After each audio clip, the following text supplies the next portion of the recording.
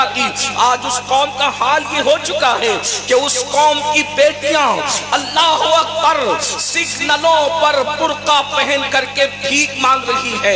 ایک دور وہ تھا اللہ اکبر کہ مسلمانوں کا حال یہ تھا، انگریزوں کی آمد سے پہلے 1857 سے پہلے اللہ اکبر کہ ایک مسلم کلکتہ کے تاجر کے پاس اتنی دولت ہوا کرتی تھی کہ اتنی دولت برطانیہ کے شاہی خزانے میں نہیں ہوا کرتی تھی۔ مسلمانوں کے عروج کا یہ عالم تھا، مسلمانوں کی ترقی کا یہ عالم تھا۔ ذرا غور تو کریں کہاں ایک دور وہ گزرا ہے۔ اللہ اگر آپ کوئی فکری اور علمی گفتگو سننا چاہتے ہیں تھوڑا سا سنجیدگی کا ماحول بنا لیں، اور اگر آپ بھیڑ اکٹھا کرنے آئے ہیں تو بھیڑ ہو چکی، پروگرام ختم ہے۔ شور شرابے میں مشاعرے تو ہوتے ہیں لیکن کوئی فکری اور علمی گفتگو نہیں ہو سکتی۔ اس لیے میری گزارش ہے تھوڑی دیر، اگر آپ 10 منٹ کہیں تو میں 10 منٹ ہی میں تقریر ختم کر دوں گا، لیکن 10 منٹ سن لو مگر توجہ سے سن لو۔ آپ ہمیشہ مقرر کو بلاتے ہیں، آج آپ نے مقرر کو نہیں بلکہ غوثیت مآب کی چوکھٹ کے فقیر کو بلایا ہے۔ میں کوئی مقرر نہیں ہوں کہ میں آپ کے سامنے اپنی خطابت کا جوہر دکھاؤں، میں دربار غوثیت کا فقیر ہوں، صرف اور صرف اپنے دل کا درد آپ کے دلوں کے دروازے پر انڈیل کر جانا چاہتا ہوں تاکہ میری سوئی ہوئی قوم بیدار ہو جائے۔ بس اتنی سی لالچ لے کر آئے ہیں، اگر آپ سن سکتے ہیں اطمینان سے تو سن لیں۔ جو بھائی آ کر کے بار بار جو لوگ نذرانہ دے رہے ہیں ہم ان کے نذرانے کو منع نہیں کرتے۔ گھمنڈ کی وجہ سے جو تحفہ لینے سے انکار کرے، روایتوں میں آتا ہے کہ اللہ اس پر ایک دن ایسا لائے گا کہ وہ مانگے گا تو بھی لوگ اس کو نہیں دیں گے۔ میں انکار نہیں کر رہا ہوں، لیکن اگر نذرانہ دینا ہی ہے تو اس کا طریقہ میں کئی تقریروں میں سمجھا چکا ہوں، شاید یہاں پہلی بار آئے ہو تو آپ کو بھی سمجھا دیتا ہوں۔ نذرانہ دینا چاہتے ہو ہم لیں گے، طریقہ سن لو۔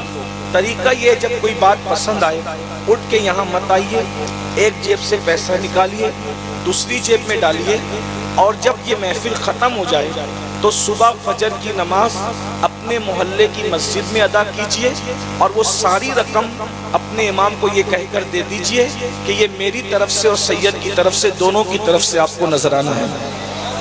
مجھے زیادہ خوشی ہوگی، ٹھیک ہے؟ نذرانہ اسی طریقے سے ہوتا ہے۔ باقی اور بات اب اگر آپ تاخیر کریں گے تو بہت تاخیر ہو چکی۔ ایک مرتبہ سب بلند آواز سے درود شریف پڑھ لیں۔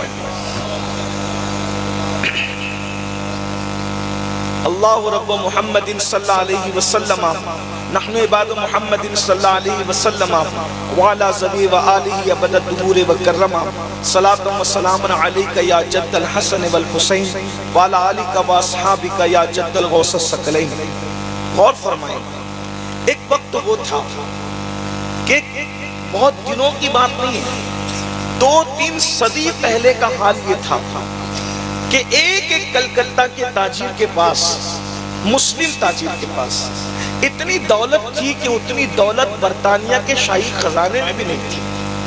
انگریز بیوقوف تو نہیں تھا، انگریز پاگل تو نہیں تھا جو برطانیہ چھوڑ کر وہ ہندوستان آتا۔ آخر آج انگریز ہندوستان کیوں نہیں آتا؟ اس وقت انگریز ہندوستان کیوں آیا؟ اس لیے کہ اس وقت ہندوستان سونے کی چڑیا تھی، سونے کی چڑیا کو لوٹنے آیا تھا۔ اور سونے کی چڑیا کس نے بنایا تھا؟ بنانے سے لے کر سجانے تک سونے کی چڑیا بنانے والے وہ ہیں جو کلمہ پڑھتے ہیں محمد رسول اللہ کا۔ اتنی دولت تھی تمہارے پاس، اتنے مالدار تھے تم، دنیا کو شعور تم نے دیا، انداز زندگی تم نے دیا، لیکن آج قوم مسلم کے زوال کا کیا حال ہے کہ آج درد کے طور پر ہمیں یہ حقیقت کہنی پڑتی ہے، حالانکہ ہر حقیقت کہنے کی نہیں ہوتی، لیکن آج سگنلوں پر سب سے زیادہ اگر کسی قوم کی بیٹیاں بھیک مانگ رہی ہے تو وہ قوم مسلم کی بیٹیاں ہیں۔ کیا آپ نے کسی ہندو، سکھ، عیسائی ان کو کبھی مذہبی ہولیے میں سگنل پر بھیک مانگتے دیکھا ہے؟ لیکن یہ مسلمانوں کی بیٹیاں ہیں جو برقع پہن کر سگنلوں پر بھیک مانگ رہی ہے۔ اگر حقیقت سننے آئے ہو اور ہتھیلی پر جنت بتانے کی بات نہیں ہے اور ہتھیلی پر جو ہے شعبدے بازی کی بات نہیں ہے، تو حقیقت یہ ہے پوری دنیا کے اندر سب سے زیادہ اگر کوئی قوم غریب ہے تو اسے قوم مسلم کہتے ہیں۔ اللہ اکبر۔ سب سے زیادہ روٹی کے ٹکڑے کو اگر کوئی ترس رہا ہے اسے قوم مسلم کہتے ہیں۔ سب سے زیادہ ذلت و رسوائی کا شکار ہے اسے قوم مسلم کہتے ہیں۔ بلکہ یہ بھی دردناک کہانی ہے کہ پوری دنیا کی لوجوں میں سب سے زیادہ اگر کسی کی بیٹیاں بک رہی ہے تو اسے قوم مسلم کہتے ہیں۔ اے میری قوم کے جوانوں، کبھی تم نے احساس بھی کیا کہ ایک جوان صرف اپنے باپ کا بیٹا نہیں ہوتا، ایک جوان صرف اپنی ماں کا بیٹا نہیں ہوتا، ایک جوان صرف اپنے گھر کا سرمایہ نہیں ہوتا، بلکہ ایک جوان پوری قوم کا سرمایہ ہوتا ہے، پوری امت کا بیٹا ہوتا ہے، پوری قوم کی امانت ہوتا ہے، پوری قوم کی ماں کا بیٹا ہوتا ہے۔ اللہ اکبر۔ میرے آقا صلی اللہ علیہ وآلہ وسلم کے غلاموں، پوری رات نرم بستروں پر لیٹ کر زنا کی فلمیں دیکھنے والوں، پوری رات گانے اور غزلوں میں ڈوب کر گزارنے والوں، اللہ اکبر، ایک دن میں 10 مرتبہ اپنے بالوں کو سنوارنے والوں، کبھی تم نے اپنی زندگی کا مقصد بھی پہچاننے کی کوشش کی؟ ہم دنیا کے اندر اپنے بالوں کو سنوارنے نہیں آئے تھے، ہم دنیا کے اندر امت کی زلف پریشاں کو ناخن تدبیر سے سنوارنے کے لیے آئے تھے۔ ہم بال سنوارنے والی قوم نہیں ہے، ہم امت کی تقدیر کی زلف پریشاں کو سنوارنے والی قوم ہے، ہم لوگوں کی تقدیر کو بدلنے کا جذبہ رکھنے والی قوم ہے۔ کبھی سوچا قوم کی بیٹیاں جو سگنلوں پر بھیک مانگ رہی ہے، قوم کی بیٹیاں جو لوجوں میں بک رہی ہے، قوم جو دبائی جا رہی ہے، پوری دنیا کے اندر مارا پیٹا لوٹا جا رہا ہے، گھروں کو ختم کیا جا رہا ہے، اللہ اکبر، اس سوال کی وجہ کیا ہے؟ یاد رکھنا، جب تک قوم مسلم علم کے پرچم کو اپنے ہاتھ میں لیے ہوئے تھی اس وقت تک یہ قوم ہر جگہ ترقی پا رہی تھی۔ جب سے یہ قوم جہالت کی وادیوں میں بھٹک رہی ہے، یہ قوم ذلت اور رسوائی کا شکار ہو چکی ہے۔ تمہیں پتا ہے اللہ اکبر، ایک دور وہ گزرا ہے اگر کسی کو علم سیکھنا ہوتا تھا تو امریکہ اور برطانیہ نہیں جاتا تھا، اگر کسی کو علم سیکھنا ہوتا تھا تو وہ بغداد معلیٰ کی سرزمین پر آتا تھا، سمرقند اور بخارا کی سرزمین پر جاتا تھا۔ مجھے بتاؤ اللہ اکبر، مسلمانوں کے پاس اللہ ہوٹلیں نہیں تھی، مسلمانوں کے پاس قہوہ خانے نہیں تھے، مسلمانوں کے پاس اچھی درسگاہیں تھی، اچھی دانشگاہیں تھی، اللہ اکبر۔ آپ کیا سمجھتے ہیں جب تک ہم علم سے لیس رہے دنیا میں کوئی ہمارا مقابل نہ تھا؟ آپ جانتے ہیں سائنسداں کوئی ہوتا مسلمان ہوتا، جغرافی داں کوئی ہوتا مسلمان ہوتا، علم طب کا مالک کوئی ہوتا مسلمان ہوتا۔ آج بھی لوگوں کو الجبرا پر ناز ہے، آخر یہ الجبرا ہے کیا؟ الجبرا کا نام ہی بتاتا ہے کہ الف لام جو اس پر لگ جائے آخر اس کا تعلق کس زبان سے ہے؟ اللہ اکبر۔ فیثاغورس کون تھا؟ تلاش کرو۔ عمر خیام کون تھے؟ تلاش کرو۔ اسی طرح امام غزالی کون تھے؟ تلاش کرو۔ اللہ اکبر۔ مسلمانوں کے پاس علم تھا۔ آپ کہیں گے آخر مسلمانوں ہی کے پاس اتنا علم کیوں تھا؟ اس کی وجہ یہ ہے مسلمان ایک زندہ قوم ہے، مسلمان ایک زندہ نبی کے ماننے والے ہیں، مسلمان ایک زندہ کتاب کے ماننے والے ہیں، مسلمان ایک زندہ مذہب کے ماننے والے ہیں۔ مسلمانوں کے پاس ٹیلنٹ بہت ہے۔ اللہ رب العزت نے اس قوم کو اتنا ٹیلنٹ عطا کیا ہے کہ قومیں اس قوم کے ٹیلنٹ سے لرزہ برندام ہے۔ دنیا جانتی ہے جب تک مسلمان پڑھتے رہے کوئی ان کا مقابلہ نہیں کر سکا۔ آج بھی اگر یہ پڑھ لیں گے کوئی ان کا مقابلہ نہیں کر سکے گا۔ آپ سے پوچھتا ہوں اگر آپ کو یہ معلوم ہے کہ تاج محل بنانے والا مسلمان ہے، لال قلعہ بنانے والا مسلمان ہے، بھول بھلیا بنانے والا مسلمان ہے، تو آپ کو یہ بھی پتا ہونا چاہیے کہ ہندوستان کو اتنی قوت دینے والا بھی کوئی اور نہیں ہے، وہ بھی مسلمان ہے۔ کیوں؟ یہ کام ان پڑھ اور جاہل لوگ نہیں کر سکتے، یہ کام ان پڑھ اور جاہل لوگ نہیں کر سکتے، یہ کام اگر کوئی کر سکتا ہے تو پڑھے لکھے لوگ کر سکتے ہیں۔ میرے آقا علیہ الصلوۃ والتسلیم کے پیارے دیوانوں، اپنی بات کو آگے بڑھانے سے پہلے بتاؤں، میں نے ایک دعویٰ کیا، سن لینا صرف، میں نے ایک دعویٰ کیا کہ سائنسداں مسلمان ہوتے تھے، لوگ بھکاری بن کر ہمارے پاس علم کی خیرات لینے کے لیے آتے تھے۔ اس کا ثبوت پیش کروں، میرے جو نوجوان بچے یا بچے بیٹے اور بیٹیاں بیٹھے ہوئے ہیں، انہوں نے سائنس میں ایک اصول پڑھا ہوگا۔ سائنس کے علوم میں سے ایک علم ہے علم صوتیات، عربی میں اس کو علم صوتیات کہتے ہیں، یعنی کہ آواز کا علم۔ آواز کا علم جو ہے یہ ایک مستقل فن ہے، مستقل ٹاپک ہے، مستقل عنوان ہے۔ اب آپ کو میں ضابطہ سمجھاتا ہوں، بچے میری تائید کریں گے۔ آواز سنائی کیوں دیتی ہے؟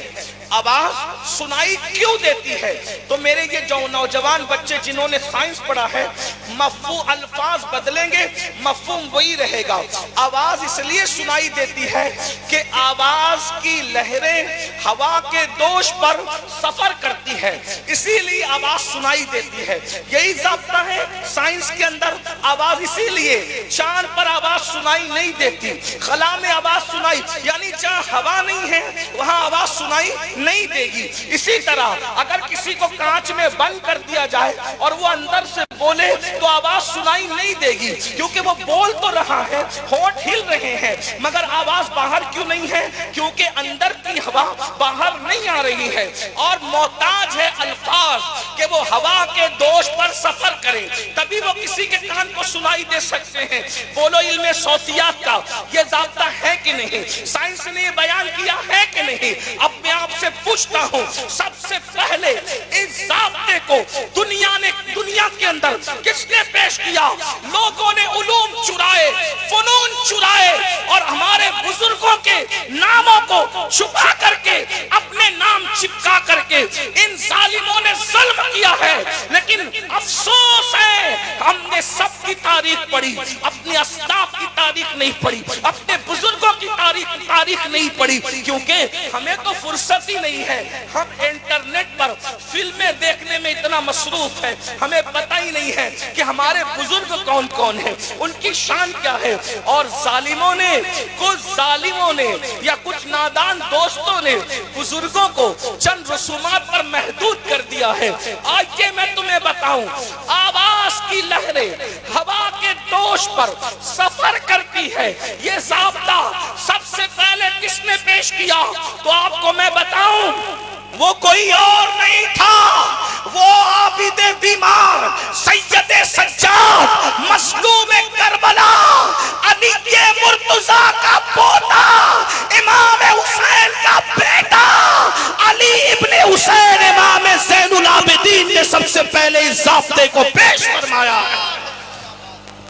ثبوت، بات یوں ہی کہہ کے گزر جانے میں مزہ نہیں ہے، ثبوت، آؤ ثبوت پیش کرتے ہیں۔ ثبوت کیا ہے؟ جب کربلا کی سرزمین پر سب شہید ہو گئے، خیمے جل گئے، سیدہ سکینہ کے چہرے پہ تماچے لگا دیے گئے، لاشوں پہ گھوڑے دوڑا دیے گئے، لاشوں کو ٹکڑے ٹکڑے کر دیا گیا، تو اس وقت امام زین العابدین نے ماتم نہیں کیا، بال نہیں نوچے، گالوں پہ تماچے نہیں لگائے، بلکہ آپ اپنے نانا جان کو پکارتے ہیں، مصطفیٰ جان رحمت کو پکارتے ہیں، لیکن قاصد کے طور پر بھیجے کس کو تاکہ اپنا پیغام اپنے نبی کو پہنچائے؟ تو امام زین العابدین نے کبوتروں کو نہیں بلایا، کووں کو نہیں بلایا، چڑیوں کو نہیں بلایا، آسمان کو نہیں کہا، زمین کو نہیں کہا، بلکہ امام زین العابدین کس کو کہتے ہیں؟ ذرا غور کرے، امام زین العابدین کہتے ہیں، پڑھے لکھوں کی توجہ چاہتا ہوں، کہتے ہیں ان التیا ریح الصبا یوما الى ارض الحرم بلغ سلامی عودتن فیہا النبی المحترم۔ اے ہوا ادھر آ، اگر تیرا گزر مدینے کی طرف ہو تو میرے نانا کو میرا پیغام پہنچا دینا۔ واہ بھائی، زندہ باد زندہ باد، نعرہ تکبیر، نعرہ رسالت، مسلک اعلیٰ حضرت سادات اکرام حضور سید امین القادری صاحب قبلہ، حضور سید سلیم میاں صاحب قبلہ، بہت اچھا پیغام۔ آواز کی لہریں ہوا کے دوش پر سفر کرتی ہے، سب سے پہلے یہ ضابطہ اگر کسی کے کلام سے ظاہر ہو رہا ہے تو وہ مولا علی کے پوتے باب مدینۃ العلم کے پوتے علی ابن حسین امام زین العابدین کے کلام سے ظاہر ہو رہا ہے۔ اب مجھے بتاؤ، سائنس جس کو کہتے ہو وہ اس کے سوتے جو ہے وہ قرآن مقدس کی آیتوں سے پھوٹتے ہیں۔ ایک بات میں آپ کے سامنے اور عرض کر دوں، آج پوری دنیا کے اندر تحقیق اور ریسرچ ہو رہا ہے کہ جو دو دریا آپس میں ملتے ہیں، ملنے کے بعد ایک کا پانی میٹھا ہے، ایک کا پانی کھارا ہے، ایک گدلا ہے، ایک صاف ہے، لیکن دونوں ملتے وقت مثال کے طور پر جہاں گنگا اور جمنا کو آپ ملتے ہوئے دیکھیں تو وہاں بھی یہ منظر آپ محسوس کر سکتے ہیں، لیکن باضابطہ طور پر ڈربن کی سرزمین پر جو ہے وہ کیپ ٹاؤن کے علاقے میں آپ ایسا سمندر دیکھیں گے کہ اللہ اکبر، دونوں کا کلر الگ الگ ہے اور دونوں ایک ساتھ ملتے ہیں لیکن دونوں مل نہیں پاتے اور دونوں کی ملاقات آپس میں ہو نہیں پاتی، مل کے بہتے ہیں لیکن پانی ایک دوسرے کے اندر جو ہے ضم نہیں ہوتا، مکس نہیں ہوتا، حلول نہیں کرتا، جبکہ پانی کی فطرت میں حلول کرنا ہے۔ تو یہ راز کیا ہے؟ یہ راز آج تک دنیا کی کوئی کتاب بتا نہیں سکی۔ اگر یہ کوئی کتاب بتا رہی ہے وہ صرف اللہ کی کتاب قرآن کہتا ہے مرج البحرین یلتقیان بینہما برزخ لا یبغیان۔ اللہ فرماتا ہے یہ دو دریا ساتھ ملتے ہیں، آپس میں حلول نہیں کرتے۔ وجہ کیا ہے؟ وجہ یہ کہ اللہ نے ان کے درمیان ایک پردے کو حائل کر دیا ہے، ایک جھلی کو حائل کر دیا ہے۔ اسی طرح ایک آخری بات اس ضمن میں کہہ کر آگے بڑھوں اور اینڈ کی طرف چلتے ہیں۔ اللہ اکبر، فرعون کی ممی جو ہے، فرعون کے لاشا جو ہے وہ دنیا کے اندر موجود ہے میوزیم کے اندر۔ یاد رکھیں، آپ کو پتا ہے فرعون کی لاش دریا میں ڈوبی ہے، دریا میں غرق ہوئی ہے اور اس کے بعد جو ہے وہ لاش میوزیم میں ہے۔ ایک بات آپ سے پوچھوں، فرعون کی لاش اگر دریا میں ڈوبی ہے یا فرعون دریا میں ڈوب کر کے مرا ہے تو جو دریا میں ڈوب کر کے مرتا ہے اس کی لاش باہر نہیں آتی۔ تو یہ سوال پیدا ہوتا ہے کہ یہ لاش آخر جب یہ ڈوبا ہے دریا میں تو لاش باہر کیسے آئی؟ کیونکہ ڈوب کے مرنے والا جو ہے وہ لاش اس کی باہر آ ہی نہیں سکتی جب تک کہ کوئی باہر نہ نکالے، اور چونکہ فرعونی سب کے سب غرق کر دیے گئے تو پھر فرعون کی لاش کو باہر نکالا کس نے؟ آپ کو پتا ہے اللہ اکبر، جب فرعون کی لاش ملی ہے ایک غار کے اندر اور جب تحقیق کی گئی ہے کہ یہ مرا کیسے تو پہلی بات یہ پتا چلا کہ فرعون ڈوب کر کے مرا۔ پھر یہ تحقیق کی گئی جب یہ ڈوبا تو نکلا کیسے دریا کے باہر؟ ہر کتاب کو ڈھونڈا گیا، انجیل، توریت جو آج دنیا میں موجود ہے، سب مذہبی کتاب، کسی کتاب میں سراغ نہ ملا۔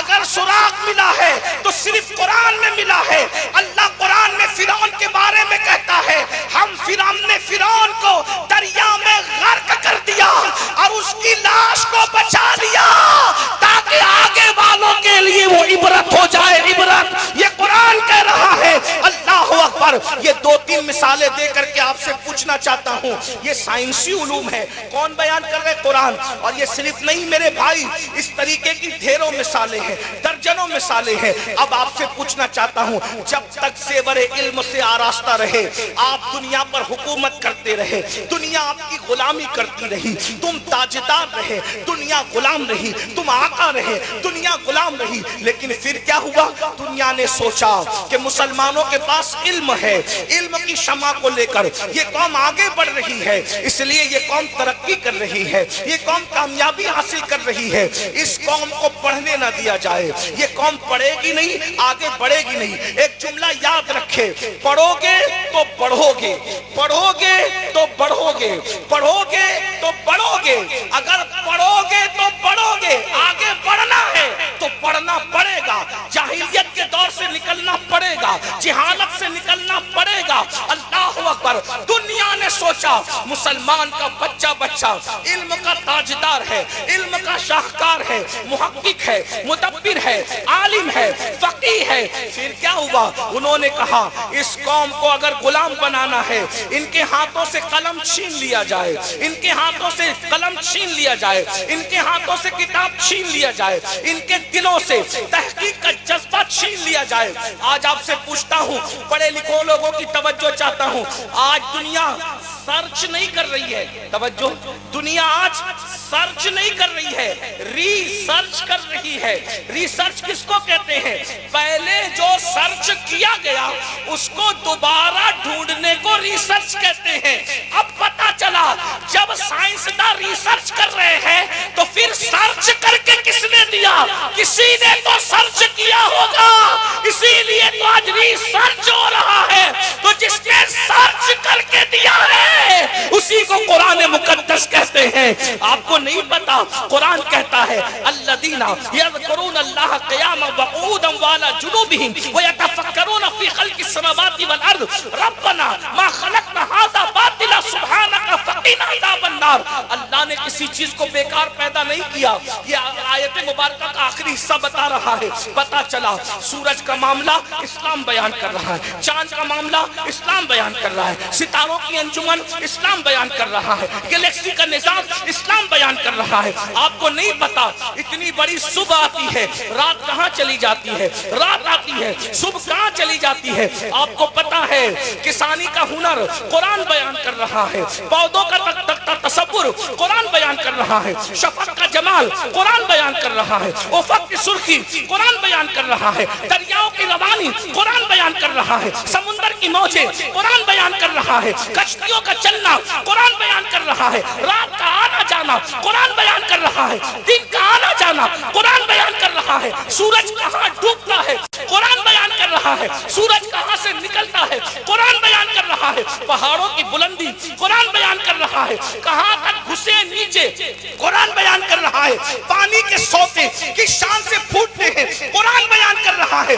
اس لیے دنیا جانتی ہے جس قوم کے ہاتھوں میں قرآن ہوگا اسے شکست نیا نہیں دیا جا سکتا، کیونکہ یہ علم والی قوم ہے۔ ان کو ان پڑھ رہنے دو، ان کو جاہل رہنے دو، ان کو پڑھنے مت دو، ان کے باپ دادا علم والے تھے، ان کا علم سے رشتہ کاٹ دو۔ اور اللہ اکبر، ایک صدی ہو رہی ہے، اس سے زیادہ ہندوستان میں علم کا رشتہ مسلمانوں سے کاٹ دیا گیا۔ آپ کو پتا ہے یہ ہندوستان کی زمین ہے، ہندوستان کی زمین کی تاریخ ہے۔ ہندوستان کی عدالت کا جج کون ہوتا تھا تمہیں پتا ہے؟ ہندوستان کا چیف جسٹس کون ہوتا تھا تمہیں پتا ہے؟ صدر الصدور کون ہوتا تھا تمہیں پتا ہے؟ تاریخ پڑھو اور دوسروں کی مت پڑھو، اپنے بزرگوں کی پڑھو۔ اوروں سے کہا تم نے، اوروں سے سنا تم نے، کچھ ہم سے بھی کہا ہوتا، کچھ ہم سے بھی سنا ہوتا۔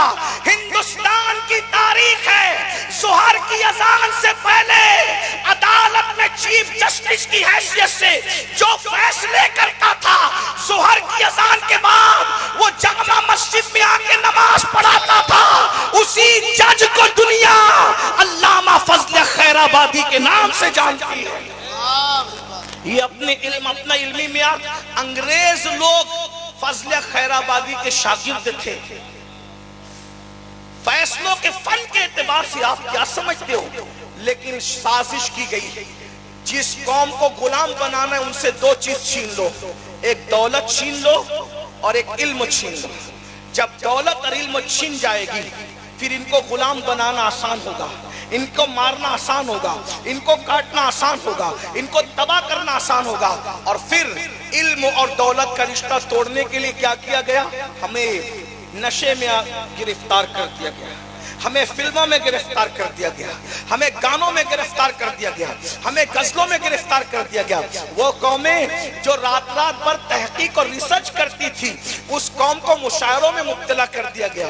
رات رات بھر زلف و رخسار کی بات کرو اور علم کی بات نہ کرو، تحقیق کی بات نہ کرو، تدبر کی بات نہ کرو۔ میرے آقا علیہ السلام کے غلاموں، تمہارے ٹیلنٹ سے آج بھی لوگوں کو خطرہ ہے، اس لیے دنیا تمہیں پڑھنے نہیں دینا چاہتی۔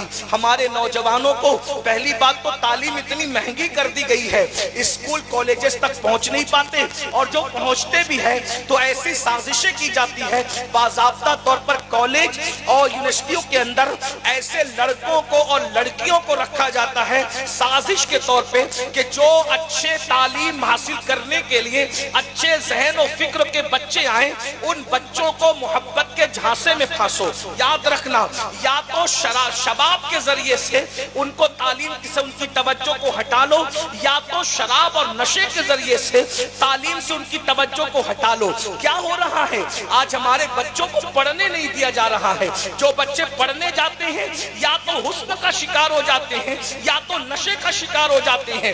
سلطان صلاح الدین ایوبی نے کہا تھا کسی بھی قوم کو تباہ کرنے کے لیے میزائل اور ہتھیار سے زیادہ اگر خطرناک کوئی چیز ہے تو وہ شراب اور شباب ہے۔ اگر کسی قوم کو شراب اور شباب میں مبتلا کر دیا جائے تو پھر اس قوم کو مارنے کے لیے ہتھیاروں کی ضرورت نہیں رہتی۔ افسوس آج میری قوم کو کیا ہو گیا، پہلی بات تو بچے پڑھتے نہیں، اور جو بچے پڑھنے جاتے ہیں یا تو وہ کسی کی محبت کا شکار ہو جاتے ہیں یا تو وہ نشے کا شکار ہو جاتے ہیں۔ اے میری قوم کے جوانوں، خدا کے لیے اپنی حال پہ رحم کرو۔ ستاروں کے آگے جہاں اور بھی ہے، ابھی عشق کے امتحان اور بھی ہے، تو شاہی ہے، پرواز ہے کام تیرا، تیرے سامنے آسمان اور بھی ہے۔ نشے سے بچو، شباب سے بچو، حسن سے بچو، ناجائز محبتوں سے بچو، اس لیے کہ یاد رکھنا تمہارے اور میرے رسول نے فرمایا جس نے ایک مرتبہ نشہ کیا، ایک مرتبہ،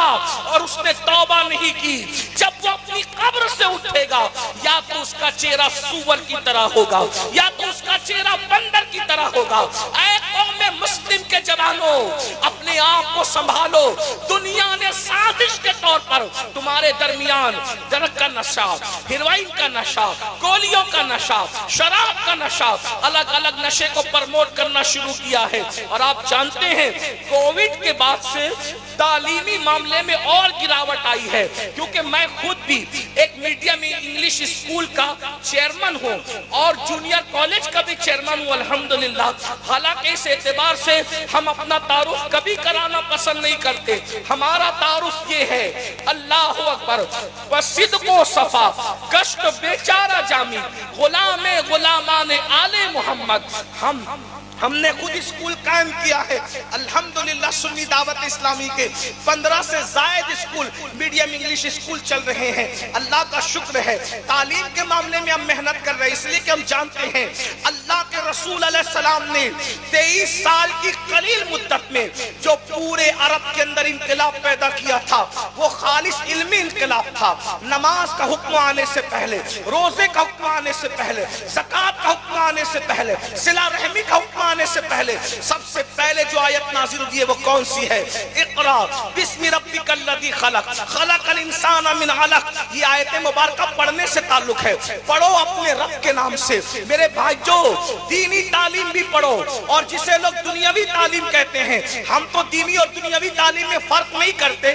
ہر علم قرآن سے نکلا ہے، ہر علم کے سوتے قرآن سے پھوٹتے ہیں، ہر علم کا سرچشمہ قرآن ہے۔ لیکن لوگوں نے تفریق کر دی اگر ہے تو ٹھیک ہے، لوگوں نے تفریق کی ہے تو سن لیں، دینی تعلیم بھی حاصل کرو اور دنیاوی تعلیم بھی حاصل کرو، اور دینی تعلیم بھی اپنے بچوں کو دو اور دنیاوی تعلیم بھی دو۔ کتنی دنیاوی تعلیم اتنی دو کہ گریجویٹ سے کم کوئی بچہ یا بچی نہیں رہنے پائے، اور دینی تعلیم اتنی ہونی چاہیے کہ گھر میں بچہ پیدا ہو تو اذان ہم خود ہی دیں، اور کسی کا انتقال ہو جائے تو جنازہ بھی ہم خود ہی پڑھائیں۔ ہمیں کسی مؤذن کی ضرورت نہ ہو، ہمیں کسی امام کی ضرورت نہ ہو، خود کفیل بنو۔ مگر حالات علمی گراوٹ کے یہ ہے، ہم اتنا علموں سے دور ہو چکے ہیں کہ دینی علم کی گراوٹ کا حال یہ ہے، اللہ اکبر، کہ گھر میں بچہ پیدا ہوتا ہے تو بھی کہتے بلاؤ مولانا کو، بلاؤ مؤذن کو، بلاؤ پیر صاحب کو۔ کیوں؟ گھر میں بچہ پیدا ہوا تو اذان دینے کی اوقات نہیں ہے، اور باپ مر جائے تو نماز جنازہ پڑھنا نہیں آتی۔ کیسے مسلمان ہو؟ اللہ اکبر۔ ایک وقت وہ تھا دی اذانیں کبھی یورپ کے کلیساؤں میں اور افریقہ کے تپتے ہوئے صحراؤں میں، دشت تو دشت ہے، دریا بھی نہ چھوڑے ہم نے، بحر ظلمات میں دوڑا دیے گھوڑے ہم نے۔ ارے تم نے افریقہ کے صحراؤں دی تھی، کلیساؤں میں اذان دی تھی، تم صحراؤں میں اور کلیساؤں میں کیا اذان دو گے؟ اب تو تم اپنے گھر میں اپنے بچے کے کان میں اذان دینے کی صلاحیت نہیں رکھتے. کہتے ہو تباہی کی وجہ کیا ہے؟ تباہی کی وجہ یہ ہے کل تک تو کلیسا میں اذان دے رہا تھا، اب تو اپنے گھر میں اذان دینے کی صلاحیت نہیں رکھتا. اللہ اکبر. جس قوم کا حال یہ ہو کہ اپنے باپ کا جنازہ خود نہ پڑھ سکے، وہ قوم کیسے ترقی کر سکتی؟ اپنے بچوں کو تم نے بزنس مین تو بنا دیا، کیا اپنے بچوں کو مسلمان بھی بنایا؟ کتنا کم نصیب ہے وہ باپ کہ ساری دنیا جنازہ پڑھے اور اس کا بیٹا اس کا جنازہ نہ پڑھے. تو تمہاری زندگی پر طوف افسوس ہے. کما تدین تدان. بچہ پیدا ہوا تو باپ کان میں اذان دینے کے قابل نہ تھا، اور باپ مر گیا تو بیٹا جنازہ پڑھنے کے قابل نہ تھا. یہ حال ہے. پھر کہتے ہو کہ ہم تباہ کیوں رہے، برباد کیوں رہے؟ کم سے کم علم دین اتنا سیکھو، اتنا علم دین سیکھو، اور اپنی بچیوں کو کہ علم کا ماحول یہ ہو، علم کا ماحول کہ گھر میں بچہ پیدا ہو تو اذان ہم دیں گے، فاتحہ ہم کریں گے، قربانی ہم کریں گے. معاذ اللہ میں علماء سے دور کرنے کی بات نہیں کر رہا، میں آپ کو خود کفیل ہونے کی بات کر رہا ہوں، اپنے پیروں پہ کھڑا کرنے کی بات کر رہا ہوں. اور دنیاوی ایجوکیشن اتنا ہو کہ کم سے کم گریجویٹ ہونا چاہیے ہر بیٹا بیٹی. آپ کہتے ہیں مولانا نوکریاں نہیں ملتی. ہم نوکری کے لیے علم حاصل کب کرتے ہیں؟ ہم نے کبھی علم کا حاصل نوکری کے لیے نہیں کیا. ہم تو صلاحیتیں پیدا کرنے کے لیے علم حاصل کرتے ہیں. ایک ان پڑھ کے کھانے کا انداز اور ایک پڑھے لکھے کے کھانے کا انداز، دونوں میں فرق ہے. ایک ان پڑھ کے بولنے میں، ایک پڑھے لکھے کے بولنے میں فرق ہے. ایک ان پڑھ کے بیٹھنے میں، پڑھے لکھے کے بیٹھنے میں فرق ہے. ایک ان پڑھ کے سوچنے میں، پڑھے لکھے کے سوچنے میں فرق ہے. بتاؤ کتنا فرق ہے؟ سن لیجیے. ایک حجام تھا، اس کے دو بیٹے تھے، ایک پڑھا لکھا تھا، ایک ان پڑھ تھا. توجہ کرو، نوکریوں کے لیے تعلیم نہیں ہے، انسان کو انسان بنانے کے لیے تعلیم ہے. حجام کے دو بیٹے، ایک ان پڑھ ہے، ایک پڑھا لکھا ہے. حجام کے دشمنوں نے حجام کو ذلیل کرنے کے لیے اس کے بڑے بیٹے جو ان پڑھ جاہل تھا پوچھا تیرا باپ کیا کرتا ہے؟ کہا میرا باپ حجام ہے، حجامت کرتا ہے. ذلیل کر دیا باپ کو. پھر پڑھے لکھے بیٹے کے لیے بھی منصوبہ بنا، اس سے بھی کسی محفل میں پوچھیں گے کہ تیرا باپ کرتا کیا ہے. اب توجہ کرنا، علم کی برکت. جب حجام کے اس پڑھے لکھے بیٹے سے پوچھا گیا کہ تیرا باپ کیا کرتا ہے، توجہ پڑھے لکھوں کا انداز، تیرا باپ کیا کرتا ہے، تو اس پڑھے لکھے بیٹے نے جواب دیا جو سب کے سروں پہ ہاتھ رکھتے ہیں ان کے سر پر میرا باپ ہاتھ رکھتا ہے. آپ شاید نہیں سمجھ پائے ہوں گے لیکن میں سمجھاتا ہوں. یہ بھی تو پڑھے لکھے نہ ہونے کی علامت ہے. اس نے کہا میرا باپ جو سب کے سر پہ ہاتھ رکھتے ہیں ان کے سروں پہ ہاتھ رکھتا ہے. کیا مطلب؟ سلیم میاں جو آ رہا ہے سب کے سر پہ ہاتھ رکھ رہے ہیں، امین القادری جو آ رہا ہے سب کے سر پہ ہاتھ رکھ رہا ہے، مفتی ساجد جو آ رہا ہے سب کے سر پہ ہاتھ رکھ رہے ہیں، علامہ فہیم جو آ رہا ہے سب کے سر پہ ہاتھ رکھ رہے ہیں، نقیب محفل جو آ رہا ہے سب کے سر پہ، جو سب کے سر پہ ہاتھ رکھتا ہے. ہمت ہے تم میں سے کسی کی سلیم میاں کے سر پہ ہاتھ رکھ دو؟ ہے نہیں ہے. لیکن یہی سلیم میاں جب بال بڑے ہو جائیں، حجام کی کرسی پہ بیٹھے، نکالا پگڑی اور ہاتھ رکھ کے کرنے لگا ایسے ایسے، پتا چلا جو سب کے سر پہ ہاتھ رکھتا ہے حجام اس کے بھی سر پہ ہاتھ رکھتا ہے. پڑھے لکھے بیٹے نے کہا، یہ نہیں کہا کہ میرا باپ حجام ہے، بلکہ کیا کہا جو سب کے سر پہ ہاتھ رکھتا ہے اس کے سر پہ اگر کوئی ہاتھ رکھتا ہے تو وہ کوئی اور نہیں ہے، تنہا میرا باپ ہے. اب بتاؤ میرا باپ کیا کرتا ہے؟ پتا چلا پڑھے لکھوں کے بولنے کے انداز میں اور ان پڑھوں کے بولنے کے انداز میں فرق ہے. پڑھے لکھوں کے کھانے کے انداز میں، ان پڑھوں کے کھانے کے انداز میں فرق ہے. پڑھے لکھے کے چلنے کے انداز میں، یہ جو لڑکے چھوکرے ہمارے سینہ تان کر آدھی آدھی آستین کی بنیان پہن کر روڈ پہ چلتے ہیں، یہ ان پڑھ اور جہالت کی وجہ سے ہے. ورنہ جو پڑھ لکھ لیتا ہے، قرآن کہتا ہے وَلَا تَمْشِ فِي الْأَرْضِ مَرْحًا، زمین پہ اکڑ کے مت چلو. پڑھے لکھے لوگ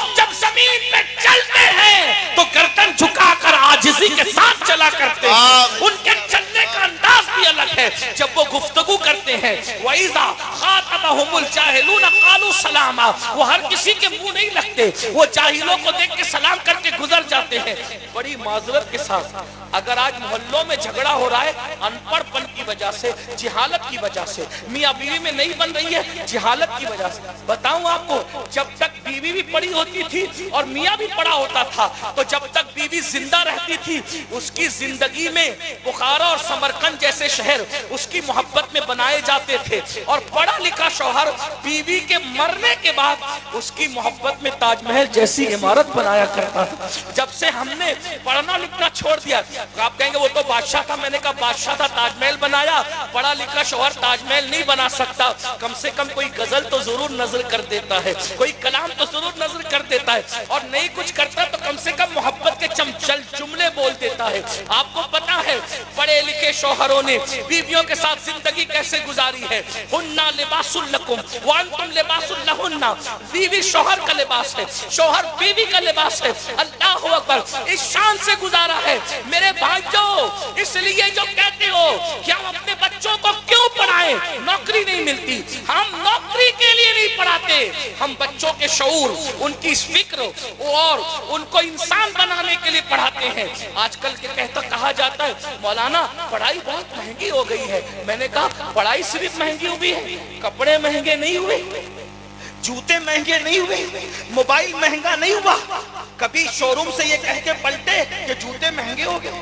آج سے 50 سال پہلے کبھی سنا تھا 21,000 کے جوتے، 51,000 کے جوتے، 5 لاکھ کے جوتے کبھی سنا تھا 50 سال پہلے؟ اتنے مہنگے مہنگے جوتے مل رہے ہیں، 50,000 کے 2 لاکھ کے جوتے۔ بولو خرید رہے کہ نہیں خرید رہے؟ کم سے کم غریب آدمی 5,000 والا تو پہنتا ہی ہے بھائی۔ تو آپ شو روم سے یہ کہہ کے کبھی نہیں لوٹے کہ جوتے مہنگے ہو گئے؟ آپ ٹی شرٹ اور جینس کے شو روم سے یہ کہہ کے کبھی نہیں لوٹے کہ جینس اور ٹی شرٹ مہنگی ہو گئی؟ آپ آئی فون کے شو روم سے یہ کہہ کے نہیں لوٹے کہ آئی فون مہنگا ہو گیا؟ میرے بھائی فون بھی تو مہنگا ہوا، کپڑے بھی تو مہنگے ہوئے، جوتے بھی تو مہنگے ہوئے، کیمرے بھی تو مہنگے ہوئے، شادی ہال بھی تو مہنگے ہوئے، شادیاں بھی تو مہنگی ہوئی، حتیٰ کہ چائے بھی مہنگی ہو گئی، گھی بھی مہنگا ہو گیا، دودھ بھی مہنگا ہو گیا۔ تو مہنگائی کے دور میں دودھ مہنگا ہونے کی بنیاد پر کیا تم نے بغیر دودھ کی چائے پینا شروع کی؟ کیا شکر مہنگی ہونے کی بنیاد پر تم نے بغیر شکر کی چائے پینا شروع کی؟ کیا جوتے مہنگے ہونے کی بنیاد پر تم نے ننگے پیر گلیوں میں چلنا شروع کیا؟ ہر مہنگی چیز کو جب اس کا مقابلہ کرتے ہو تو تعلیم بھی مہنگی ہو گئی ہے، تو بہانہ مت بناؤ، کتنی محنت کرنا پڑے اپنے بچوں کو پڑھاؤ اور بہت پڑھاؤ۔ میں اپنی بہنوں سے کہتا ہوں اگر بہنوں کو چرخہ کاٹنا پڑے تو چرخہ کاٹے، اگر کسی کے گھر میں برتن جھاڑو کے لیے جانا پڑے تو جائے۔ بھائیوں کو کہتا ہوں اگر 8 گھنٹے کی بجائے 16 گھنٹہ محنت کرنا پڑے تو کرو۔ اور مہریرہ مطہرہ کے ہمارے سرکاروں نے، مرشدوں نے پیغام دیا اگر آدھی روٹی کھانا پڑے تو آدھی روٹی کو کھاؤ، مگر اپنے بچوں کو ضرور پڑھاؤ۔ کیا ہے 10 سال صرف محنت کر لو، 10 سال۔ ہندوستان کے مسلمانوں، میں اپنے دل کے درد کے طور پہ تمہیں کہہ رہا ہوں 10 سال، 1 دہائی پورا ملک مل کر ہندوستان میں ہم 30 کروڑ ہے، 30 کروڑ۔ الحمدللہ آپ حضرات کو چاہیے کہ لوگ کچھ کہیں جواب مت دو، لوگ کچھ کہیں جواب مت دو، چھیڑے جواب مت دو، گالی دے جواب مت دو، نفرت کے بدلے میں نفرت کی بولی مت بولو۔ 10 سال تک کے ایجوکیشن پر محنت کرو، دینداری پہ محنت کرو، آدھی روٹی کھانا پڑے تو آدھی روٹی کھاؤ، اپنے بچوں کو پڑھاؤ اور ملک کی ضرورت بنو۔ جو آج تم سے تمہاری وفا کی سند مانگ رہے ہیں، ہاتھ جوڑ کر پیچھے نہ پھرے تو میں غلامی لکھنے کے لیے تیار ہوں۔ کیوں؟ کیونکہ ہم جانتے ہیں، توجہ، بہت خوبصورت بات کہنے لگا ہوں، آخری میں ٹائم ختم ہو گیا۔ میں نے 1 گھنٹہ گفتگو کرنی تھی، 1 گھنٹے میں 8 منٹ بچے ہیں، میں اتنی گفتگو پوری کرتا ہوں۔ توجہ کریں، دھیان دیجیے، توجہ کریں۔ آج ملک ہندوستانی کی بات نہیں کرتا، پوری دنیا میں، پوری دنیا کی بات۔ اکثر جگہ تمہیں مارا پیٹا جاتا ہے، اکثر ملکوں کے ویزے تمہیں نہیں ملتے، تمہارے نام عبداللہ اور عبد الرحمن دے کے۔ کیوں؟ کوئی پوچھنا نہیں چاہتا، کیوں؟ وہ جانتے ہیں دنیا میں 2 قسموں کے لوگ ہوتے ہیں، ایک بوجھ اٹھانے والے ہوتے ہیں اور ایک بوجھ بن جانے والے ہوتے ہیں. بس اس پہ بات پوری کر رہا ہوں، بہت دھیان سے سننا. دنیا میں دو قسم کے لوگ ہیں، ایک بوجھ اٹھانے والے اور ایک بوجھ بن جانے والے. جو بوجھ بنے گا وہ اٹھا کے پھینکا جائے گا. جو بوجھ بنے گا وہ اٹھا کے پھینکا جائے گا. آسان مثال، پوری دنیا میں ہماری ماں سے زیادہ کوئی ہم سے محبت کرتا ہے؟ بولو بھائی، مل کے بولو. کرتا ہو تو بولو. کوئی محبت کرتا ہے؟ نہیں کرتا. ہم نے اپنے بزرگوں سے بچپن میں سنا ہے، ماں کے دل میں اللہ نے بچوں کے لیے وہ محبت ڈالی ہے کہ ماں مر جاتی ہے، اس کی روح نکل جاتی ہے، مگر اس کے دل سے بچوں کی محبت نہیں نکلتی. اس پر ہمارے گھروں میں ایک واقعہ بیان کیا جاتا تھا جو میں اپنے نوجوانوں کو بتاؤں. آج وہ ماں باپ کی قدر نہیں کرتے. عنوان آ گیا تو بتا دوں، ماں باپ کی عزت نہیں کرتے. ماں باپ کو گھر کا کچرا سمجھ رکھا ہے. کتوں کو گھر میں بستروں پہ ساتھ میں لے کے سوتے ہیں اور ماں باپ کو گھر سے نکال کے باہر کرتے ہیں. بلیوں کے لیے انٹرنیٹ سے کھانے منگاتے ہیں اور ماں باپ کو روٹی کے ٹکڑوں کو ترساتے ہیں. یہ قیامت کی نشانیوں میں سے نشانی.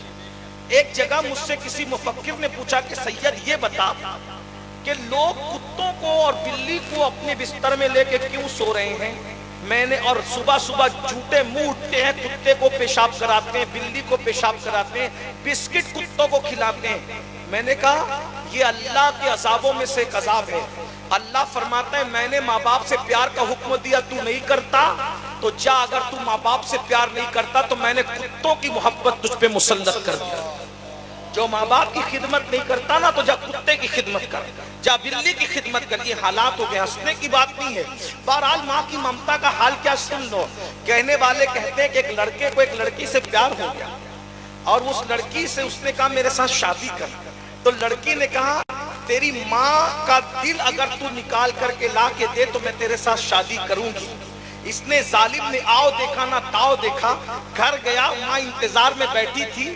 ماں پہ حملہ کیا اور ماں پہ حملہ کر کے اس کو مارا، اس کا سینہ چیرا، سینے سے دل نکالا اور دل نکال کر کے جب دوڑتے جا رہا تھا، بھاگتے جا رہا تھا کہ جلدی سے اپنی محبوبہ کو دل پیش کر دے، ماں کا کٹا ہوا دل. تو جیسے ہی جانے لگا جلدی میں ٹھوکر لگی اور ٹھوکر لگی تو گر پڑا. ہاتھ سے ماں کا دل چھوٹا، دھڑکتا ہوا دل چھوٹا. اس لیے کہ انتقال کو ابھی زیادہ ٹائم نہیں ہوئے تھے، ابھی جلدی ماں مری تھی. دل چھوٹا، جیسے ہی دل چھوٹا اٹھا، سنبھلا اور سنبھلنے کے بعد جیسے ہی اپنے کپڑے صاف کیے تو ماں کے دل کے قریب جا کر اٹھاتا ہے اور اٹھاتا ہے تو اس دل سے کٹے ہوئے دل سے آواز آتی ہے بیٹا تجھے کوئی چوٹ تو نہیں آئی؟ یہ واقعہ صرف عبرت کے لیے کہا جاتا ہے، سچ کہاں تک ہے یہ اللہ جانے. لیکن ایک بات میں آپ کو بتاؤں اور یاد رکھنا، جو ماں باپ سے بے وفائی کرے وہ کسی کا وفادار نہیں ہوتا. اس لڑکی نے جب دیکھا کہ وہ اس کا محبوب دل لے کر آیا ہے تو کہا میں تیرے ساتھ کیا شادی کروں؟ جو ماں کا وفادار نہ ہوا وہ میرا کیا وفادار ہو سکتا ہے؟ بہرحال یہ ماں کی ممتا ہے. لیکن ایک بات یاد رکھنا، بوجھ بنتے ہیں، اتار دیے جاتے ہیں، اٹھا دیے جاتے ہیں، پھینک دیے جاتے ہیں. مثال دے رہا تھا، جب تک بچہ 2-3 کلو کا 5 کلو کا ہوتا ہے ماں گودی میں اٹھا کے لے کے پھرتی ہے. جب بچہ اتنا وزنی ہو جائے کہ 10-11 کلو کا ہو جائے، اٹھانے کے قابل نہ رہے، بوجھ بن جائے تو ماں بھی گود میں لینا بولو بھائی چھوڑتی ہے کہ نہیں چھوڑتی؟ تو بوجھ بنے تو ماں کی گود سے اتارے گئے کہ نہیں گئے؟ بوجھ بنے تو باپ کی گود سے اتارے گئے کہ نہیں گئے؟ پتا چلا دنیا میں 2 قسم کے لوگ، ایک بوجھ بننے والے اور ایک بوجھ اٹھانے والے. ایک ضرورت بننے والے، ایک بوجھ بننے والے. تو جو بوجھ بنتے ہیں وہ اٹھا کے پھینک دیے جاتے ہیں اور جو ضرورت بنتے ہیں ان کو پالا جاتا ہے، ان کو عزت سے رکھا جاتا ہے، ان کو سنبھالا جاتا ہے. آسان مثال، بہت مشکل ہو رہی ہے اس کو آسان. دیکھو مکھی 2 قسم کی ہے. ایک ہماری گھریلو مکھی جو محلے میں بنبناتی ہے، کھانوں پہ بیٹھتی ہے، گندگی پہ بیٹھتی ہے، آم پہ بیٹھتی ہے نا. مکھیاں جب بڑھ جاتی تو ہم کیا کرتے ہیں؟ دوائیں لا کے مکھیوں کو مارتے ہیں. بولو بھائی مارتے ہیں کہ نہیں مارتے؟ یہ مکھی ہے. یہ کیا ہے؟ مکھی. اور ایک مکھی اور ہے مگر وہ مکھی بڑی دہشت گرد ہے. یہ مکھی تو بڑی سیدھی سادھی بھولی بھالی پیاری سی ہے، کاٹتی نہیں پھر بھی مارتے ہیں. لیکن وہ مکھی دہشت گرد ہے جسے شہد کی مکھی کہتے ہیں. وہ کاٹتی ہے نا تو ہاتھ سجا دیتی ہے, گال پہ کاٹتی ہے تو ڈنگ چھوڑ کے جاتی ہے, منہ سجا دیتی ہے. لیکن اس مکھی کو کوئی مارتا نہیں ہے, بلکہ اس مکھی کو فارمنگ بنا بنا کر کے لوگ پالتے ہیں. کیا وجہ ہے کہ یہ مکھی ہمارے کھانوں کو بیٹھ کے کھاتی ہے, یہ ہم پہ بوجھ ہے.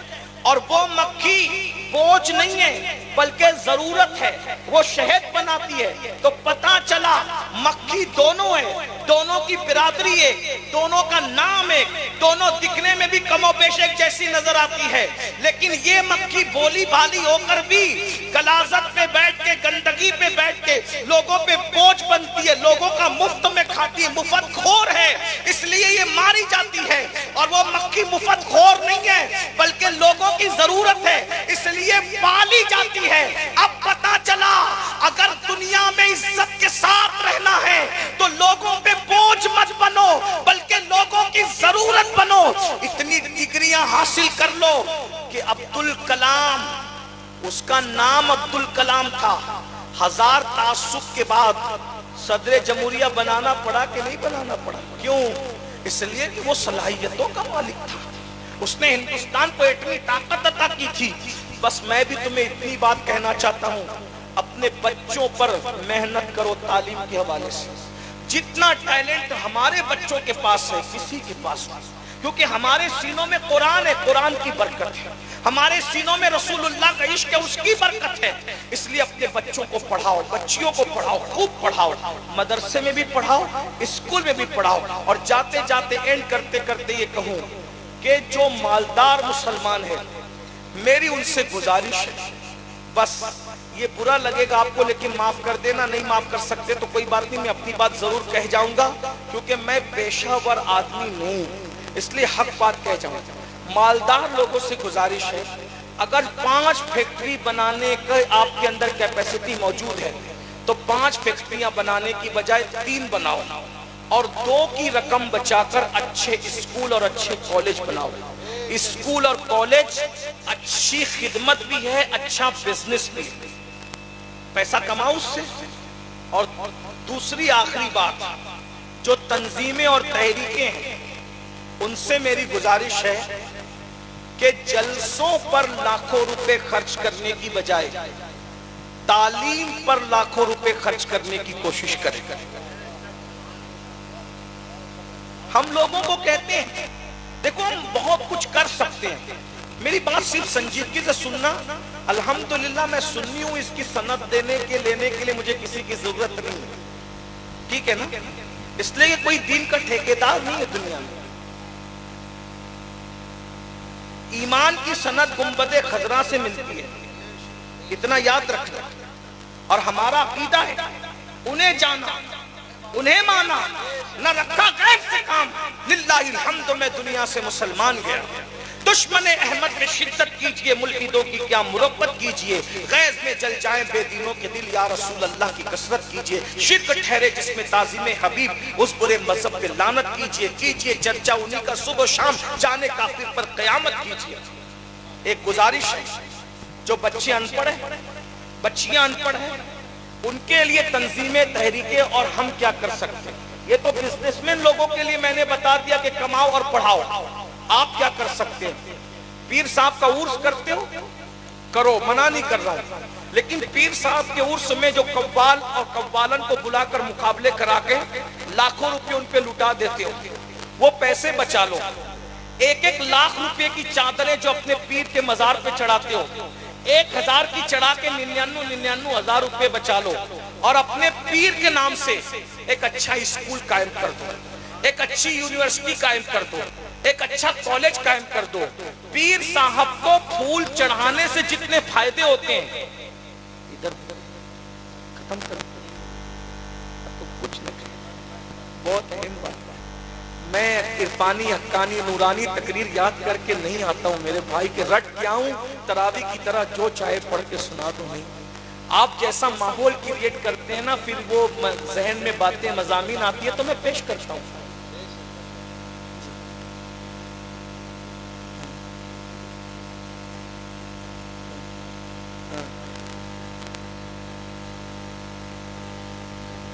تو کوئی بات نہیں، میں اسی پر تو بات کر رہا ہوں.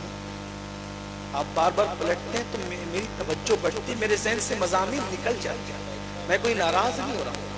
آپ کے مدرسے کی اپیل کروانا چاہتے ہیں، میں آخری میں کر دوں گا اپیل، لیکن آپ پہلے سن تو لینا میری بات.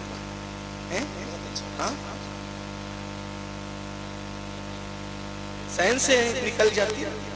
میں آفاقی بات کر رہا ہوں، آپ محلے میں محدود ہیں. میرے عزیز، میں یہ کہنا چاہتا ہوں کہ ہمارے پیر لوگ جو دنیا سے تشریف لے گئے، ان کے مزار پہ 1 لاکھ کی چادر ڈالنے کی بجائے 1000 کی ڈالو. منع نہیں کر رہا ہوں، ورنہ لوگ گالیاں دیتے کہ یہ چادر ڈالنے سے منع کرتا ہے. میرے بھائی میں کیوں منع کر سکتا ہوں؟ ہمارے خون میں عرس ہے، چادر گھاگر ہمارے خون میں. اگر ہمارے خون میں نہیں ہوتی تو یہ خانقاہی لوگ آتے ہمارے ساتھ، یہ سب خانقاہی لوگ آتے. تو میرا مشورہ ہے، اور مشورہ قبول کرو رد کرو آپ کی بات ہے، ہم رہیں گے نہ رہیں گے، لیکن یہ فقیرانہ درویشانہ صدا انشاءاللہ دیر تک قائم رہے گی. آپ نہیں عمل کرو گے تو کوئی تو عمل کرے گا. ہم چیخ کر جا رہے ہیں، ہم آواز لگا کے جا رہے ہیں، صدا لگا کے جا رہے ہیں، اپنی ذمہ داری پوری کر کے جا رہے ہیں. آپ چاہو کرو، چاہو نہ کرو، قیامت میں آپ کو پوچھ. اور اللہ کا شکر ہے، صرف جلسے میں بول کے نہیں جا رہا ہوں، بے فضل تعالیٰ حضور کی نالین کا صدقہ ہے کہ میری عمر 40 سال پوری ہو چکی ہے، اور ہمارے اسکول کے قیام کو الحمدللہ 17 سال ہو رہے ہیں الحمدللہ. اور اللہ کا شکر ہے، 10ویں جماعت جس دن سے ہمارے بچوں نے 10ویں کو پاس کرنا شروع کیا، اس دن سے لے کے آج تک ہمارا رزلٹ ہر سال 100% آتا ہے الحمدللہ. ہاں اللہ کا شکر ہے، تعلیمی معیار بھی اتنا بلند ہے. تو میری گزارش یہ ہے، قوال اور قوالن کا مقابلہ ہمارے مذہب میں نہیں ہے. خانقاہی سماع ہمارے مذہب میں اس کا ایک اپنا انداز ہے، ہم اس کے منکر نہیں ہے. لیکن آپ سے کہنا چاہتا ہوں، وہ اس پہ جو 2 لاکھ روپے لٹاتے ہو، 5 لاکھ روپے لٹاتے ہو، نچاتے ہو، پھر 1 لاکھ روپیہ جو ہے وہ چادر چڑھاتے ہو، پھر پھول چڑھاتے ہو، پھر خرچہ کرتے ہو، اور لوگوں کو، ہزاروں لوگوں کو کھانا بھی کھلاتے ہو. کھانا کھلانے سے منع نہیں کرتا، ہزاروں کی بجائے 500 لوگوں کو کھلاؤ، 100 لوگوں کو کھلاؤ. کیوں؟ ابھی کھلائے نا رات کو، صبح کو پھر بھوکا ہو جائے گا. لیکن اگر اسی رقم سے آپ نے کسی بچے کو قلم دے دیا، پیٹ بھرا آدمی دوسرے کا پیٹ بھر جائے ضروری نہیں ہے، لیکن ایک پڑھا لکھا آگے اپنی 7 نسلوں کو پڑھا سکتا ہے. اس لیے میری گزارش ہے کہ یہ عرس پر جو فضول خرچیاں کرتے ہو، یہ جلسوں میں جو فضول خرچیاں کرتے ہو، ایک مقرر کو تم 35 ہار پہناتے ہو. ابھی مجھے آپ کے گاؤں میں آیا، آپ کے گاؤں میں آنے سے لے کے اسٹیج پر آنے تک مجھے تقریباً 25 سے 30 ہار پہنائے گئے. میں کہتا ہوں مت پہناؤ نا، 30 ہار پہنا کہ امین القادری کے مرتبے میں تم نے کیا اضافہ کیا؟ بتاؤ کیا اضافہ کیا؟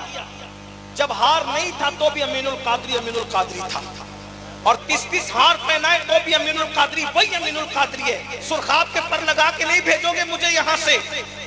تو جو 30 ہار میرے مرتبے میں اضافہ نہیں کر سکتے، نہ یہاں نہ وہاں، تو پھر مجھے بتاؤ یہ 30 ہار کیوں؟ ارے یہ 30 ہار میں سے ایک ہی ہار پہناتے اور 29 ہار قوم کی ترقی میں تعلیم کے نام پہ خرچ کرتے، لیکن نہیں کرتے. مجھے تو ڈر لگتا ہے میرے بھائی، جس قوم کی بیٹیاں لوجوں میں بک رہی ہو، جس قوم کی بیٹیاں سگنلوں پر بھیک مانگ رہی ہو، جس قوم میں یتیم اور غریبوں کے بچے فیس نہ دینے کی بنیاد پہ اسکول سے بھگا دیے جاتے ہوں، اگر اس قوم کا مقرر 30 ہار پہنے تو پہننے والا بھی اللہ کو کیا جواب دے گا، اور پہنانے والے بھی اللہ کو کیا جواب دیں گے؟ قوم کا پورا کے پورا سہاگ لٹ رہا ہے، گلستہ کو آگ لگی ہے، اور ہم یہاں پھول اور ہار کے اندر الجھے ہوئے.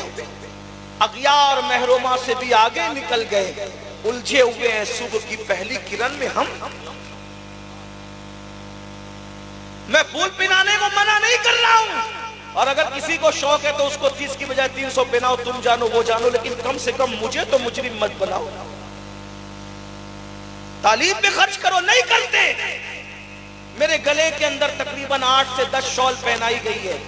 گھر جاتے جاتے میں کسی نہ کسی کو دیتے ہوئے چلا جاؤں گا. یہی 10 شعلیں، اگر ایک شال 300 روپے کی ہے، 10 شعلیں 3000 روپے کی، یہ 3000 روپے. یا مجھے 10 شال پہنانے کی بجائے محلے کی 10 بیواؤں کی گردن میں یہ شالیں ڈال دی جاتی، مجھے کیا ضرورت ہے؟ میں اس کو پہن کے پھروں گا؟ مجھے کیوں شال پہنا رہے ہیں؟ جن بیواؤں کو دوپٹے نے ان کے سر پہ ڈال دو یار. کہتے ہو کہ بیٹیاں بھاگ رہی ہے، شوق ہے انہیں بھاگنے کا، ان کے بھاگنے میں ذمہ دار تم ہو. اور قیامت کے دن تمہاری نمازیں، تمہاری داڑیاں، تمہاری ٹوپیاں، تمہارے حج، تمہارے عمرے تمہارے کام نہیں آئیں گے. اللہ کے رسول تمہارا دامن پکڑ کر کے پوچھیں گے، ظالم، میری امت کی بیٹیاں مرتد ہو رہی تھی اور تم چادر اور گھاگھر میں الجھے ہوئے تھے. تم مقرروں کو 10 شال پہنا رہے تھے اور ناظموں کو اور مقرروں کو 30 ہار پہنا رہے تھے. تم جواب کیا دو گے؟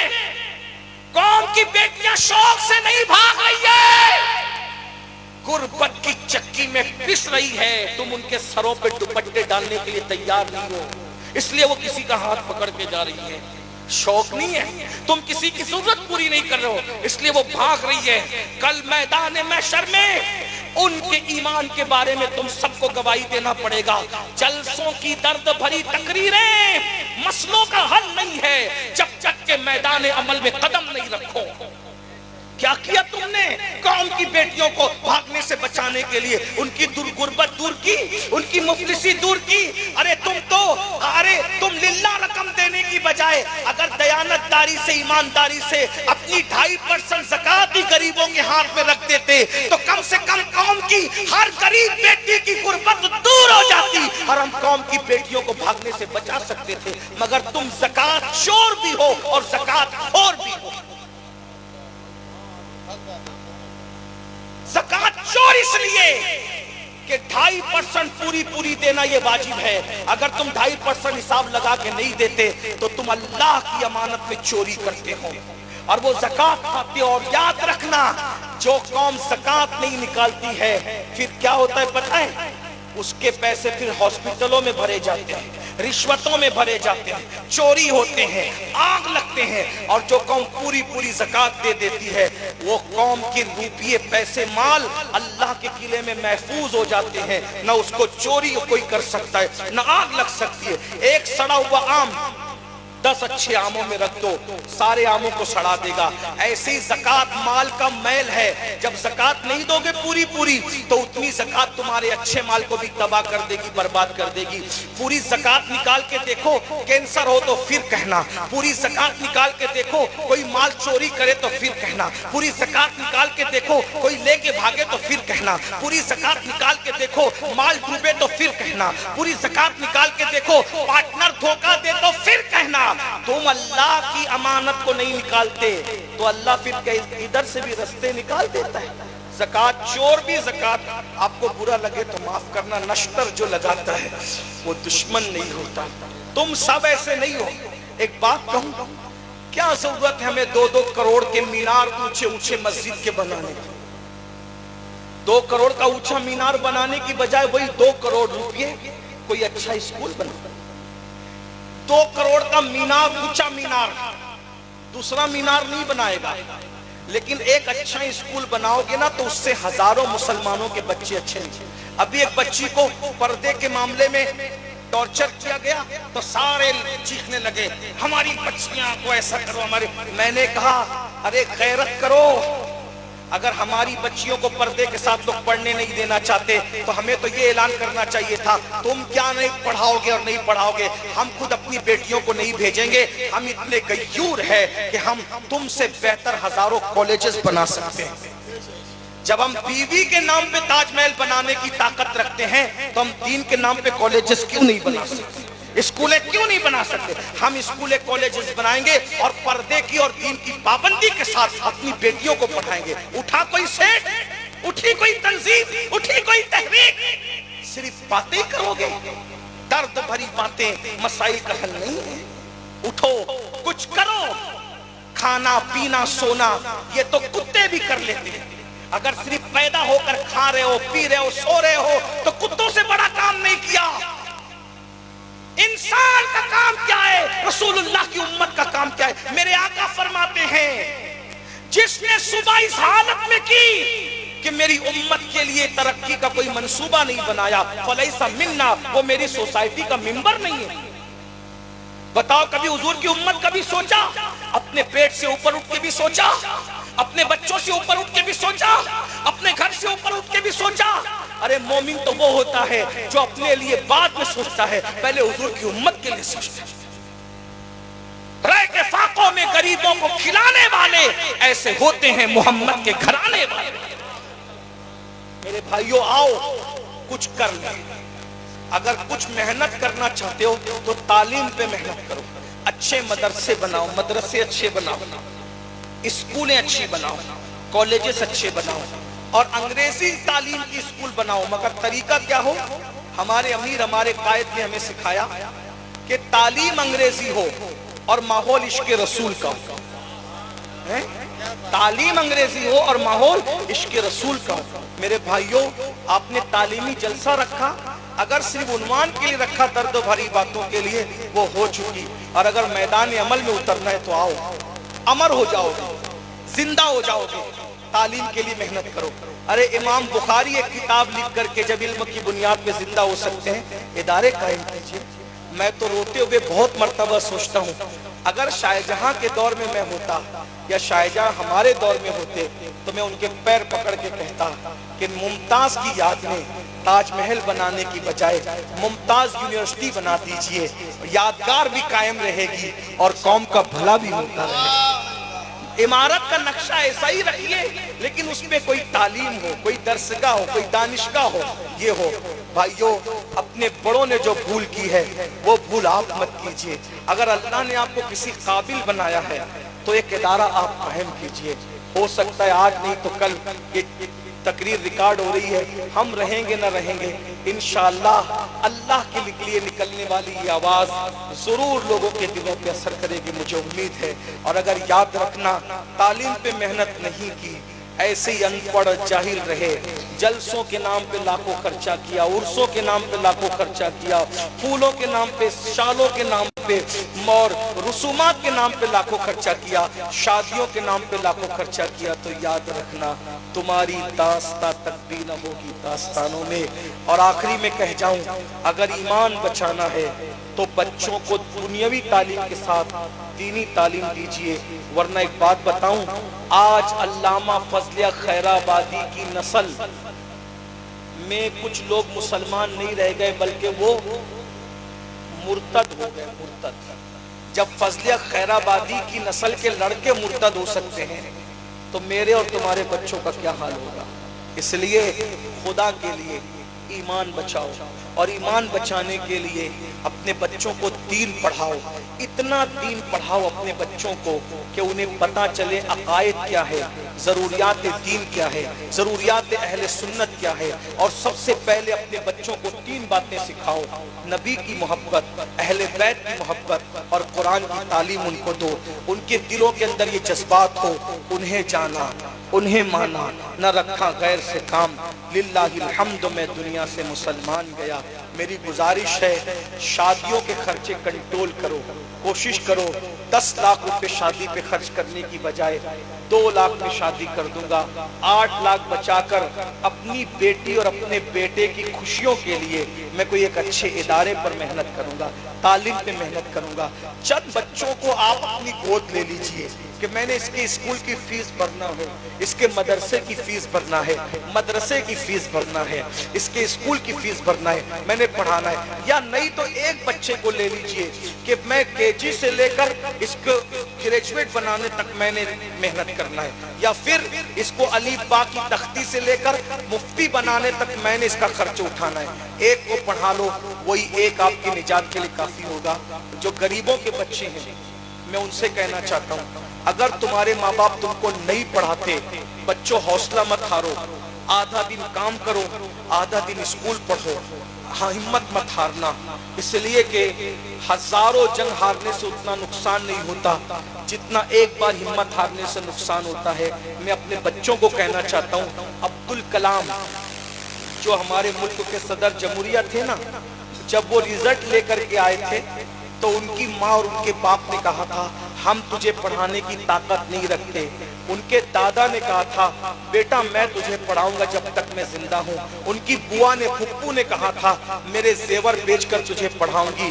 دادا کی دولت بھی ختم ہو گئی، پھپھی کے زیور بھی بک گئے، پھر بھی عبدالکلام پڑھ نہ سکے۔ تو عبدالکلام نے فیصلہ کیا میں خود محنت کر کے پڑھوں گا۔ اور آپ کو پتا ہے جسے دنیا عبدالکلام اے پی جے عبدالکلام کہتی ہے، ملک کا صدر جمہوریہ ہمارا جو تھا، اس نے روڈ پر اخبار بیچا، اخبار، اور دن بھر اخبار بیچتے اور اخبار بیچ کر جو رقم آتی اسی سے اپنی کتاب، کاپیاں، قلم اور اسکول کی فیس بھرتے۔ اور پھر انہوں نے اتنی محنت سے پڑھا اور ایک دن آیا کہ اتنے غریب کا بچہ اتنے بڑے ملک ہندوستان کا صدر جمہوریہ بن گیا۔ میں اپنے بچوں سے کہتا ہوں غریبوں نے ہی پڑھائے۔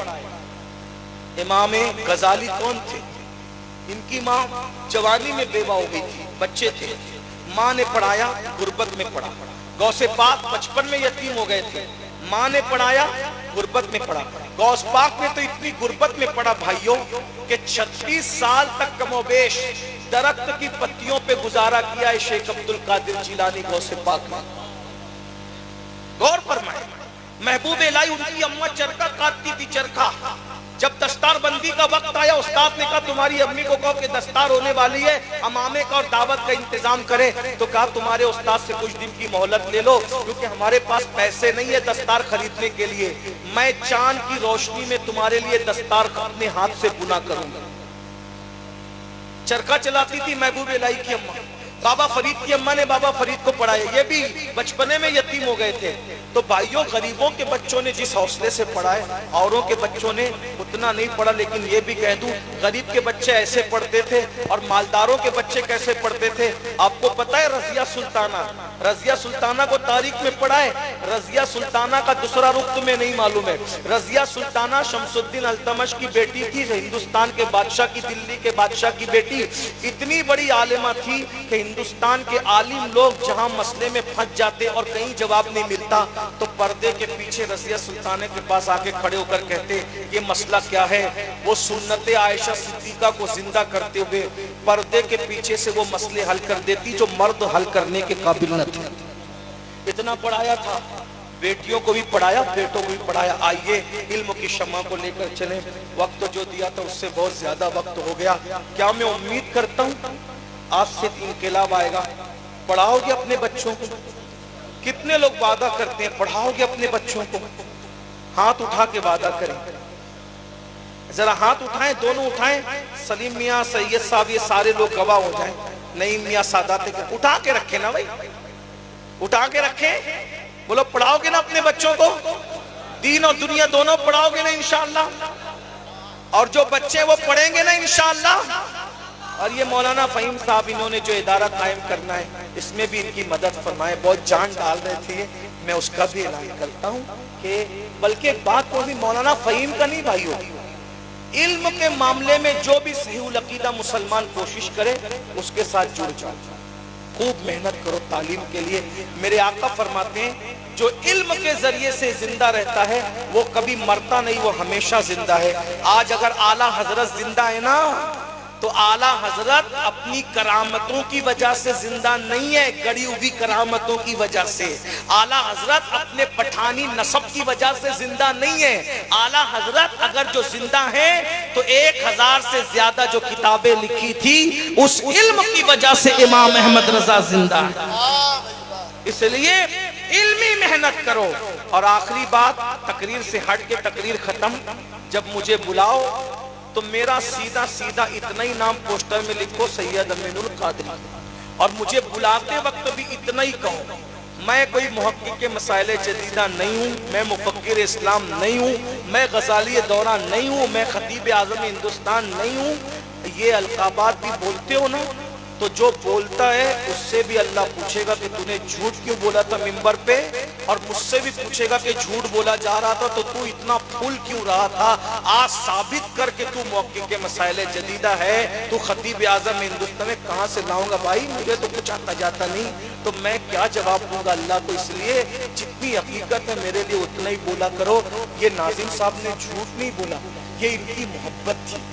بس میں اتنا کہوں گا، اس اللہ والے نے جو محبت سے میرے لیے کہہ دیا حسن ظن رکھتے ہوئے اس کا حسن زن تھا، جھوٹ نہیں تھا، اس کی محبت تھی، جھوٹ نہیں تھا، کیونکہ میرے کرتے کی خوبصورتی اور میرے امامے کو پیش دیکھ کے یہ بیچارہ محبت میں دھوکہ کھا گیا، لیکن دھوکہ کھا گیا تو میں اللہ سے دعا کرتا ہوں اللہ اس کے حسن زن کو، اس کے جملوں کو دعا بنا کر میرے حق میں قبول کر لے، اور یہ میرے لیے میرا یہ بھائی نیک بھائی اللہ والا جیسا گمان رکھتا ہے اللہ ان کے گمان سے مجھے اچھا بنا دے، لیکن ہم سے آپ سے جو بھی غلطیاں جلسے میں ہو گئی اللہ معاف کرے، اللہ ہمیں اپنے آپ کو بدلنے کی توفیق دے، زندگیوں میں انقلاب پیدا کرنے کی توفیق دے، دوران گفتگو اگر کوئی غلطی ہو تو اللہ اسے معاف کر دے، استغفر اللہ ربی من کل ذنب واتوب الیہ وما علینا الا البلاغ۔ السلام علیکم